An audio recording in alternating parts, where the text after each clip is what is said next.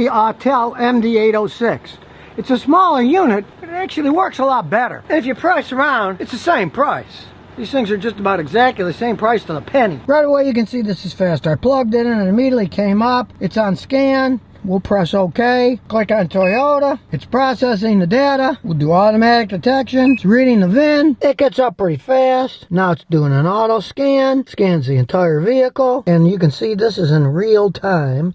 It's already done 67%.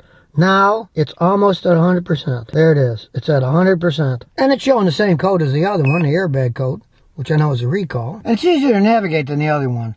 It does all the stuff. In this case, it's got the live data.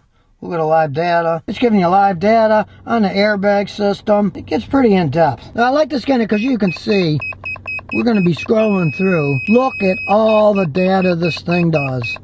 I mean, we're talking a ton of data. It just keeps going. We're only on the E's now. F's. Look at this data. There's just data up the wazoo from this scan tool. Look at this. We're only on the O's now.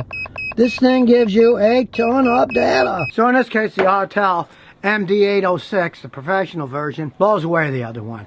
And for $230 or so, it's a really good scan tool for people who are serious about working on their or their own customers' cars. Because when I'm in a hurry, I don't want to hook up my $5,000 scan tool, get it all right up, bring it out, plug it in, have it all charged up. This thing just plugs and goes. You want to spend $230 on a scan tool? Hey, as far as I'm concerned, this is the best one I've tried out so far.